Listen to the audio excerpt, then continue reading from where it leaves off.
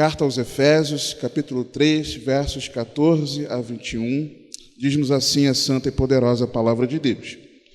Por causa disto, me ponho de joelhos perante o Pai de nosso Senhor Jesus Cristo, do qual toda a família nos céus e na terra toma o nome, para que, segundo as riquezas da sua glória, vos conceda que sejais fortalecidos com o poder pelo seu Espírito no homem interior, para que Cristo habite pela fé nos vossos corações, a fim de, estando enraizados e fundados em amor, poderdes perfeitamente compreender com todos os santos qual seja a largura e o comprimento e a altura e a profundidade, conhecer o amor de Cristo, que excede todo o entendimento, para que sejais cheios de toda a plenitude de Deus. Ora, há aquele que é poderoso para fazer tudo muito mais abundantemente além daquilo que pedimos ou pensamos, segundo o poder que em nós opera. A esse glória na igreja, por Jesus Cristo, em todas as gerações, para todos sempre. Amém. Você pode se assentar. Queridos, quinta-feira nós estávamos participando de uma videoconferência que o pastor Alan e sua esposa Rosa têm com os irmãos das igrejas que ainda não têm um pastor local no nosso ministério, e a igreja que Rosana e eu temos dado apoio, a igreja de Curitiba, os irmãos têm participado também, assim como irmãos de Salvador, que o evangelista Ailton e a diaconisa Adriana têm dado apoio, participam também, irmãos de outras várias igrejas do nosso ministério, igrejas que ainda são numa quantidade de irmãos, não sei se ainda, né, mas que são igrejas numericamente pequenas e que se reúnem em casas. E lá, nessa última quinta-feira, uma irmã, ela comentou algo que na hora que ela comentou, o Espírito Santo fez arder meu coração e eu anotei na hora. Ela falava sobre a importância da família do céu. Ela não usou a expressão família de Deus, ela usou a expressão família do céu. E na hora eu anotei, o Senhor me fez lembrar desse texto aqui de Efésios. Eu escrevi na hora, num post-it, colei lá, próximo a mim na minha mesa. Porque o Senhor deu no meu coração dizendo que Ele iria compartilhar essa palavra conosco, né, nos próximos dias depois. E quando o nosso pastor me convidou para trazer a palavra hoje de manhã, eu já sabia que era isso que o Senhor queria trazer para as nossas vidas. E aí, irmãos, vocês sabiam que existem pesquisas que dizem que há 60% de chance de uma família ser saudável quando ela se reúne pelo menos em uma refeição no dia? Há pesquisas que mostram que 60% de chance de uma família ser saudável quando ela separa um momento no dia para ela se reunir ao redor da mesa. Ao redor da mesa. E é algo maravilhoso, é importante, porque há conversa, planejamento, há ajustes, uma série de coisas. Há choro, há pedido de perdão, uma série de coisas que acontecem ao redor da mesa. E será que esse princípio, que no meu entender é primordial, e eu me esforço para que a gente consiga em casa fazer assim, de assentar-se à mesa, será que esse princípio de assentar-se à mesa da comunhão também não se aplicaria à igreja, visando uma boa saúde para a família do céu? Será que não é importante nós, como igreja, termos comunhão, e lembrando que uma comunhão contínua, não apenas no dia da celebração da ceia do Senhor, que na nossa igreja é uma vez ao mês, no primeiro domingo pela manhã, não, mas uma comunhão regular. Será que uma comunhão regular, estarmos juntos olhando um nos olhos do outro, conversando, colocando a conversa em dia, perguntando como está sendo aquele período de vida do nosso irmão, de pedirmos perdão, de nos humilharmos, de pedirmos ajuda, de orarmos juntos. Será que essa comunhão, esse assentar ao redor da mesa, que não deve ser uma vez ao mês, simbolizado na ceia do Senhor, mas uma comunhão contínua, será que isso também não se aplicaria a nós? Na verdade, não 60%, mas numa igreja onde há comunhão, ela é 100% saudável. Não 60%, mas 100% saudável. Eu vejo que sim, irmãos. Eu enxergo que sim. Na Nova Bíblia Viva, no final do versículo 14 e o verso 15, o texto a gente lê assim: ao Pai de toda a grande família de Deus, alguns deles lá em cima no céu e outros aqui embaixo na terra. Uma família que tem a sua paternidade, a sua geração no Pai Celestial. Por isso é a família do céu, porque quem nos gerou é o Pai do céu, uma família do céu.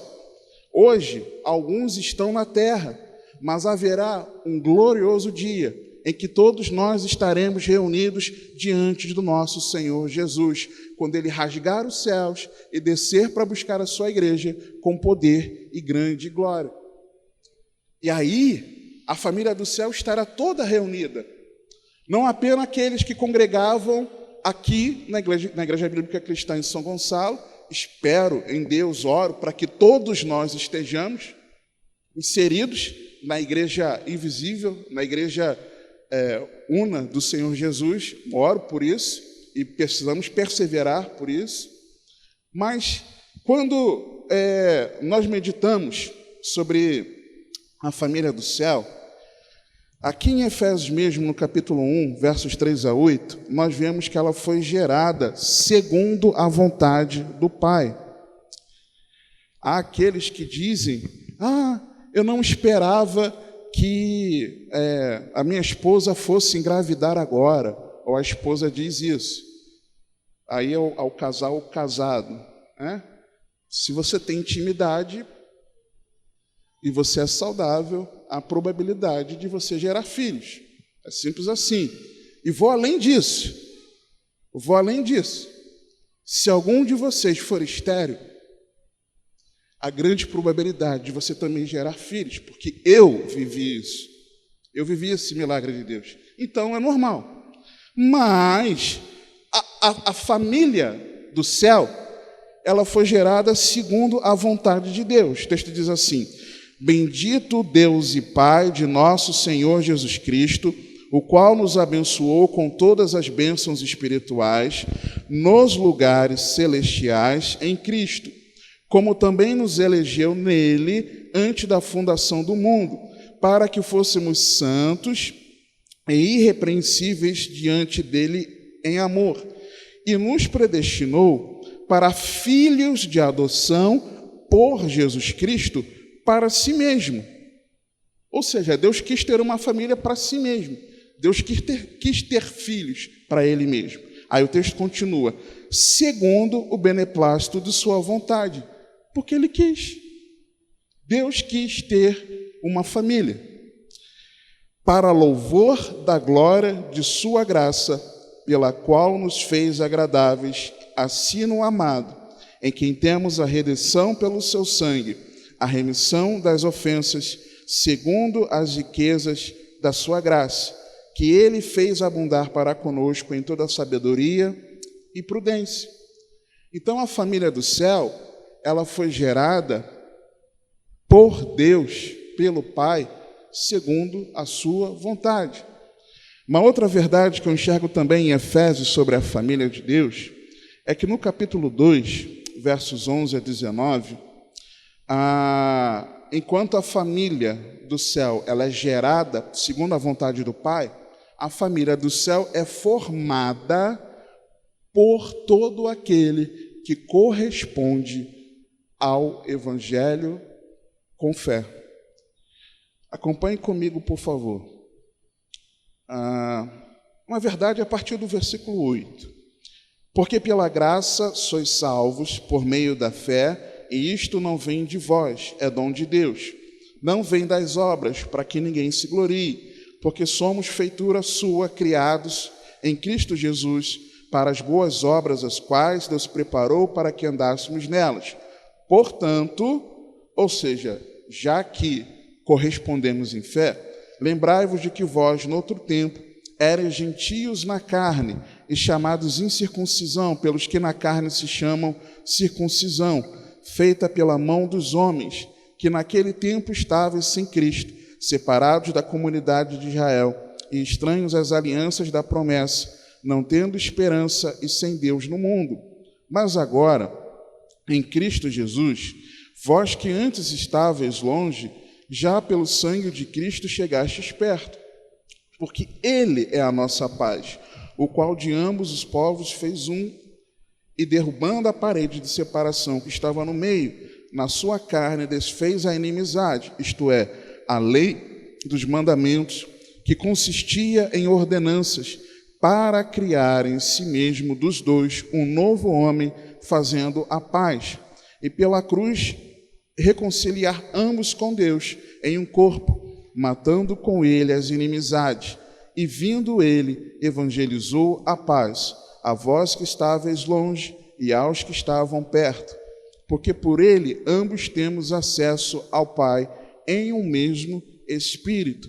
Assim que já não sois estrangeiros, nem forasteiros, mas concidadãos dos santos e da família de Deus. Porque Jesus veio, Ele mesmo, a evangelizar a paz, veio se oferecer como sacrifício por remissão dos nossos pecados. Por causa disso, pelo sangue de Jesus derramado na cruz, todo aquele que corresponde em fé a essa verdade faz parte, é inserido na família de Deus. E é isso que nós vamos celebrar daqui a pouco, nesse memorial, que é a ceia do Senhor. Só que aí, irmãos, aí tem um problema. Aliás, dois problemas que o Espírito Santo trouxe ao meu coração. Primeiro, e é importante fazer um primeiro alerta em relação à família do céu. Porque no ambiente da família do céu, nem todos querem ser transformados. Romanos, capítulo 8, versos 28 a 30. Romanos, carta aos Romanos, capítulo 8, versos 28 a 30.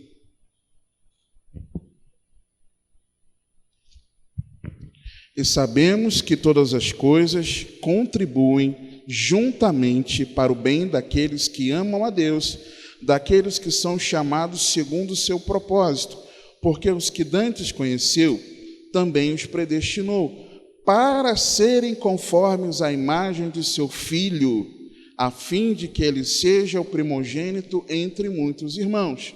E aos que predestinou, a estes também chamou. E aos que chamou, a estes também justificou. E aos que justificou, a estes também glorificou. O mesmo Deus que nos fez integrantes da sua família, é o mesmo Deus que fez isso para que nós sejamos transformados à imagem de Cristo. Nós queremos ter a Deus como Pai, mas nós não queremos ser parecidos com Cristo.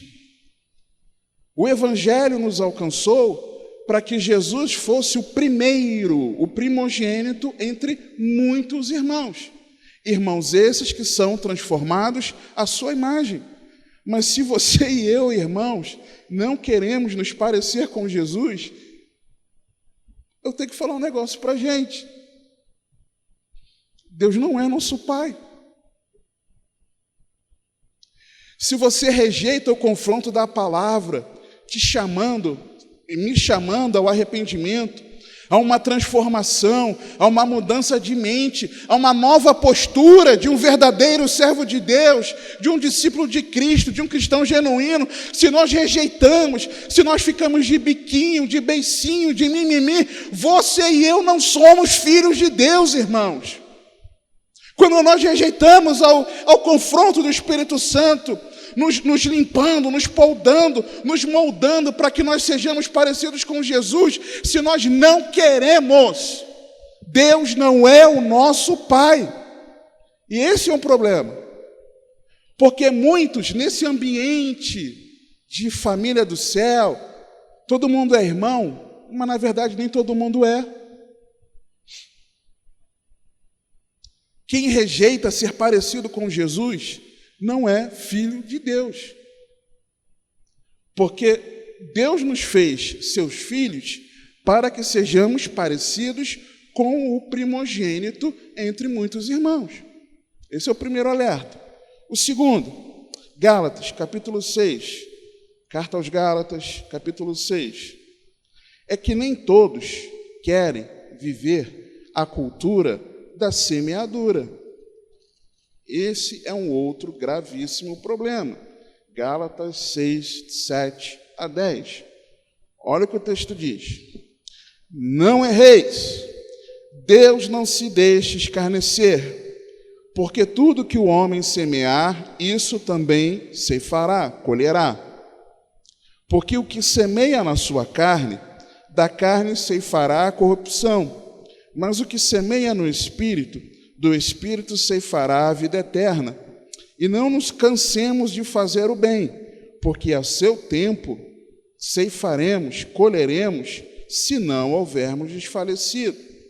Então, enquanto temos tempo, façamos bem a todos, mas principalmente aos domésticos da fé, aos da família do céu.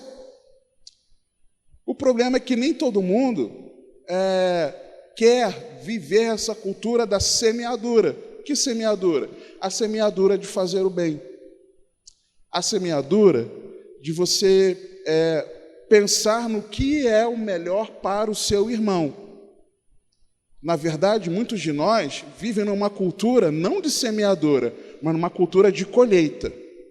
Eu quero colher cuidado, atenção.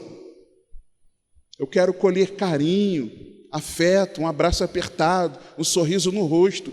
Mas você não semeia nada disso às vezes. Às vezes eu posso não estar semeando nada disso. Eu quero colher respeito, eu quero colher consideração, mas não semeia. Como é que vai colher o que não semeia? Nós não temos a cultura entre nós de igreja de semear o bem, de pensar como eu posso ser uma bênção nas mãos de Deus para o meu irmão. Eu posso ser nessa área aqui, nisso aqui, naquilo outro, com essa palavra de incentivo, com essa repreensão em amor. Mas nós não queremos semear, mas a nossa cultura é de colheita, e não tem como. Nós colhemos aquilo que nós semeamos. Dentro disso, o que Paulo estava falando aqui nessa carta? Éfeso era a capital da província romana, da Ásia Menor, a terceira maior cidade do Império Romano e importante centro portuário e comercial. Nela, ali, em Éfeso, estava o que é chamado de o quartel-general de Satanás. Por quê? Ali estava o templo da deusa Ártemis, ou Diana, no nome romano. Talvez o maior edifício do mundo grego e uma das 7 maravilhas da antiguidade. Pessoas, governantes de várias nações, iam para lá para adorar essa entidade. Eles iam para lá para isso. Presenteavam uma coluna de mármore, algumas até revestidas de ouro, como uma oferenda a essa entidade, colunas que tinham lá nesse templo. Havia uma grande estrutura econômica que girava pelo comércio das miniaturas que eles faziam do templo dessa deusa, desses santuários, e dos muitos livros de magia que proliferavam na cidade. Muita coisa. Como nós lemos lá em Atos 19, e Paulo está pregando o evangelho, muitos se convertendo, sendo libertos, a queima da quantidade de livros de magias dá milhões de dólares.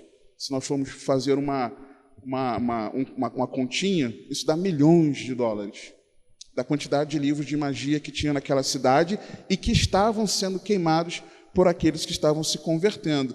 E é exatamente por conta disso, por conta de como Deus estava usando Paulo, o ministério de Paulo, para a transformação daquelas vidas, é que ele foi grandissimamente perseguido. Foi tão perseguido que Paulo, escrevendo aos Coríntios, ele diz que considerava que estava sendo perseguido por feras. Ele diz isso. E diz mais, em outro momento, escrevendo ainda aos Coríntios, na segunda carta, ele diz que achou que morreria por conta daquela perseguição, mas que por conta da misericórdia de Deus e da oração dos irmãos, Deus o livrou. E ali estava o império de Satanás, naquele lugar. No capítulo 1 ao 3, nós vemos Paulo conscientizando os irmãos sobre a elevada posição que a igreja tem em Cristo. Fala das bênçãos concedidas aos santos, da salvação pela graça de Deus, por meio da fé, e que, como corpo, nós estamos assentados com Cristo nas regiões celestiais. Do capítulo 4 até o versículo 9 do capítulo 6, depois de Paulo revelar a nossa herança em Jesus, ele mostra a maneira de viver do cristão, como o cristão deve viver. Aí ele fala do relacionamento entre os irmãos na igreja, fala do relacionamento na família, fala do relacionamento familiar, ele vai tratando sobre isso, né? Como nós devemos caminhar com Cristo no mundo. Do versículo 10 do capítulo 6 ao final da carta, com esse ambiente hostil em que os efésios viviam, em que as trevas imperavam naquela cidade, Paulo mostra o conflito em que o cristão ali está inserido, revelando ali a profunda, grandiosa batalha espiritual contra as trevas, para que nós implantemos, que a igreja enfrenta, para que nós implantemos o reino de Deus, mas que, como soldados, nós combatemos com Cristo nas regiões celestiais. É disso que ele está falando aqui nessa carta. Quando nós olhamos para o texto que nós lemos, três verdades que o Espírito Santo saltou ao meu coração para compartilhar com os irmãos. A primeira delas, no versículo 17 de Efésios 3, é que a família do céu, que quem é da família do céu, está fundamentado em Cristo. Olha o que o texto diz: para que Cristo habite pela fé nos vossos corações, a fim de, estando enraizados, enfundados em amor. Ou seja, a fim de que Cristo habite pela fé nos vossos corações. Ou seja, não é... Quem é da família de Deus, ele não é simpatizante de Jesus. Eu gosto de Jesus, Jesus é legal, Jesus é bom. Não, mas é alguém que entregou o seu coração a Cristo, alguém que é seu discípulo, alguém que é compromissado em viver seus ensinos, simplesmente porque ama ao Senhor de todo o coração, alma, entendimento e força. Como é que Cristo vai habitar? Não é fazer uma visita, não é passar uma temporada. O termo grego aqui é um termo grego de habitação permanente. Como Jesus vai habitar permanentemente em quem não tem compromisso com Ele? Não tem como. Então, ser da família do céu é você e eu estarmos fundamentados e compromissados de verdade com o Senhor Jesus. Se você está aqui nessa manhã e você não tem compromisso com Cristo, você não é da família de Deus. Não se engane, Deus não é o seu pai. A família do céu é composta formada por aqueles que têm compromisso com Jesus, por aqueles que estão fundamentados em Cristo. A segunda verdade, versos 18 a 19, é de que quem é da família do céu vive em amor. Olha o que o texto diz. Poderdes, fala, né, a fim de estarmos enraizados e fundados em amor, poderdes perfeitamente compreender com todos os santos qual seja a largura e o comprimento e a altura e a profundidade, e conhecer o amor de Cristo que excede todo o entendimento, para que sejais cheios de toda a plenitude de Deus. Vive em amor. Quem é da família do céu, quem é da família de Deus, vive em amor. Pensa no coletivo, busca a unidade. Não pensa em si mesmo, ele pensa no coletivo. Ele não busca cada um na sua vida, mas ele busca a unidade. Ele não bate o pé porque eu estou certo e o outro está errado. Não, ele procura ver segundo a palavra, compreender se ele está agindo corretamente ou não, se ele precisa dar um toque no irmão ou não, mas ele não cria confusão, briga por causa disso, porque ele preza pela unidade. Pela unidade. É alguém que, vivendo em amor, que abre mão pelo outro. Ah, tá bom, mas eu acho que nesse momento, nessa situação, eu estou compreendendo melhor do que o meu irmão. Vou abrir mão por ele, para a gente não brigar. É simples assim, irmão. É igual dentro de casa. Dentro de casa, você está sempre certo? Não. Eu estou sempre certo? Não. Mas o familiar às vezes não cede por causa da nossa teimosia. E às vezes nós também não cedemos. No meio da família do céu, é assim também, irmãos. Você abre mão por causa do teu irmão. É simples assim. Jesus deu exemplo. Jesus abriu mão por causa de nós. Jesus abriu mão da glória por minha causa. Como o evangelista Cleiton estava falando no louvor, eu estava ouvindo, de que Jesus, quando se entregou na cruz por amor, ele via todos aqueles que estariam na prática do pecado. E ele citou aqui algumas das práticas, inclusive os falsos cristãos. Mas mesmo assim, Jesus abriu mão da sua glória para se humilhar como um humano, como um de nós. Você imagina, irmãos, o Deus Criador se humilhar a tomar de mamar no seio de Maria. Pensa num negócio desse. Comer papinha. Maria limpar a sua sujeira, das suas necessidades. Pensa num negócio desse. O Deus Criador, alguém dá banho nele, que ele é um nenenzinho. Pensa num troço desse. Pensa nele ser um servo, viver aqui, não apenas como um ser humano, como um servo. Servo. E não apenas um servo obediente. Não apenas um servo obediente, mas um servo obediente que foi obediente até o fim. E esse fim foi a morte. E que tipo de morte? A pior de todas possíveis na época, irmãos. Ele abriu mão. Por que eu não posso abrir mão pelo meu irmão? E aí, abrir mão pelo outro, não quer caminhar sozinho. Tem gente que faz de tudo para não estar junto, irmãos. Em alguns momentos eu fui assim. Aliás, não, muitos momentos eu fui assim no passado. Eu fazia de tudo para não estar junto. Por quê? Porque eu não queria estar junto. É simples assim, não queria estar junto. Eu era da família de Deus? Tenho minhas dúvidas. Não, tem dúvida não. Eu tenho certeza que não era. Que eu não era convertido. Tenho certeza que eu não era. Se você não quer andar com os irmãos, você quer andar sozinho, repense se você é filho de Deus. Quem vive em amor valoriza estar junto, empenha-se por congregar, promove momentos para passar tempo de qualidade. Olha a oportunidade que nós temos nessa semana, na quinta-feira, de nós passarmos tempo de qualidade juntos, como irmãos. Mas às vezes, muitos, talvez, não estejam nem aí para isso. Preferem ficar sozinhos. Sei lá. Meio estranho.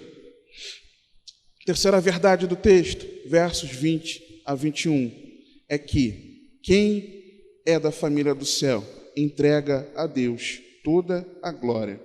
Olha o que o texto diz. Ora, aquele que é poderoso para fazer tudo muito mais abundantemente, além daquilo que pedimos ou pensamos, segundo o poder que em nós opera, a esse glória na igreja por Jesus Cristo em todas as gerações, para todos sempre. Amém. Enquanto viver em amor, eu só consigo viver o amor na plenitude, o amor que vem de Deus, conhecendo o amor de Cristo, quando eu faço isso com todos os santos, está lá no versículo 18. Mas, se eu compreendo que Deus é poderoso para fazer tudo, agora preste atenção no texto, Deus é poderoso para fazer tudo, olha a super hipérbole aqui, o super exagero, muito mais abundantemente além. O Espírito Santo usou Paulo aqui para falar que algo assim é muito, mas muito, muito, muito, muito, muito, muito, muito, muito, muito além daquilo que nós pedimos ou pensamos, segundo o poder que em nós opera. Ao Deus poderoso, seja a glória. Onde? Na igreja, por Jesus Cristo, para todos, em todas as gerações, para todos sempre. Amém. Quem entrega a Deus toda a glória, não quer realizar na força do seu braço. Sabe que não é na sua capacitação. O irmão está errado, eu vou convencê-lo com o meu poder de persuasão. Não vai. Não vai. Não baixa sua bola, baixa o nariz, e eu também, porque nós não convencemos na nossa argumentação. Eu vou fazer aquela tarefa que eu tenho, que Deus me comissionou, na força do meu braço. Não vai. Pode até a coisa dar uns passinhos ou outro, mas viver aquilo conforme a vontade de Deus, na força do braço não consegue, porque a glória é de Deus, toda a glória é de Deus. Quem entrega a Deus toda a glória não quer receber elogios, mas tem gente que faz para ser elogiado. Isso é bíblico? Isso é cristão? Não me parece. Quem entrega a Deus toda a glória não faz questão de agradecimento. Puxa, eu fiz um negócio para o fulano, para a fulana, nem para me agradecer. Você ainda está nessa, irmão. Minha irmã. A gente precisa mudar de fase. Quem entrega a Deus toda a glória, e quem é da família do céu, entrega a Deus toda a glória, não quer destaque ou proeminência. Mas pelo contrário, tem gente que quer porque quer aparecer, de várias formas possíveis. Cada um olhe para o seu coração. Quem entrega a Deus toda a glória não se considera superior ao irmão. Será que isso é uma verdade para nós? Ou nós nos achamos melhores do que os nossos irmãos? Quem entrega a Deus toda a glória sabe que o coletivo, que é o corpo de Cristo, é que é glorioso, não o indivíduo. Como o texto diz aqui, a esse glória na igreja. Uma vez o irmão me perguntou, por quê? Como assim poderia ser glória na igreja? Simples, porque a igreja é o corpo de Cristo. Se Cristo é glorioso, o corpo de Cristo é glorioso. No coletivo unido, a igreja do Senhor, ela é gloriosa. E eu? Não, eu não sou glorioso. E você? Você não é glorioso. A glória não é sua, a glória não é minha, a glória é de Deus. É simples assim. Então, quem é da família do céu está fundamentado em Cristo, vive em amor e entrega a Deus toda a glória. Agora, como, irmãos? Como, então, de verdade, nós permanecermos na verdadeira família do céu? Versos 14 a 16, Paulo diz o seguinte: por causa disto, me ponho de joelhos perante o Pai de nosso Senhor Jesus Cristo. O judeu ele não costumava orar de joelhos, ele costumava orar em pé de mãos levantadas. Quando Paulo escreve isso aqui, ele está falando que ele se humilhava diante de Deus para isso aqui. Orando pela família, para que, segundo as riquezas da sua glória, vos conceda que sejais fortalecidos com poder pelo seu Espírito no homem interior. Como você e eu podemos permanecer fundamentados em Cristo, viver em amor e entregarmos a Deus toda a glória, sermos fortalecidos pelo poder do Espírito Santo no nosso interior, ou seja, sendo cheios do Espírito Santo. Quando você e eu buscamos estar cheios do Espírito Santo, nós permanecemos firmados em Cristo, nós vivemos em amor, em harmonia e entregamos a Deus toda a glória. Essa é a família do céu. E hoje, no momento em que nós vamos daqui a pouco celebrar a ceia do Senhor, é um momento propício para nós refletirmos sobre como anda a nossa vida na comunhão dos irmãos. Amém? Vamos orar? Pai bendito, te dou graças por tua santa palavra. Eu te peço, Senhor, aquilo que eu não soube, não consegui, na minha limitação, compartilhar com o teu povo. Eu peço que o teu Espírito traga, Senhor, a correta compreensão e a aplicação prática para cada um de nós. Senhor, nos ajuda a sermos da tua família. Ajuda-nos a permanecermos na tua família. Ajuda-nos, Senhor, a considerarmos que nós não estamos sozinhos. Ajuda-nos a considerarmos que precisamos viver em amor, que precisamos permanecer fundamentados em Cristo, que nós precisamos, ó Pai, para louvor e glória do Teu nome, te entregar toda a glória, Senhor. Ajuda-nos a ficarmos em alerta, Pai, e não viver nessa cultura de colheita, mas sim da semeadura, Paizinho. Por favor, e ajuda-nos, Senhor, a compreendermos que se o Senhor nos fez seus filhos em Cristo, por Cristo, é para que nós sejamos transformados à imagem dEle. Nos ajuda, Senhor. Nós clamamos a Ti, confiamos em Ti, nos humilhamos diante de Ti, pedindo, socorre-nos, Senhor, porque nós queremos pertencer a essa família do céu. Oramos em nome do Senhor Jesus Cristo. Amém.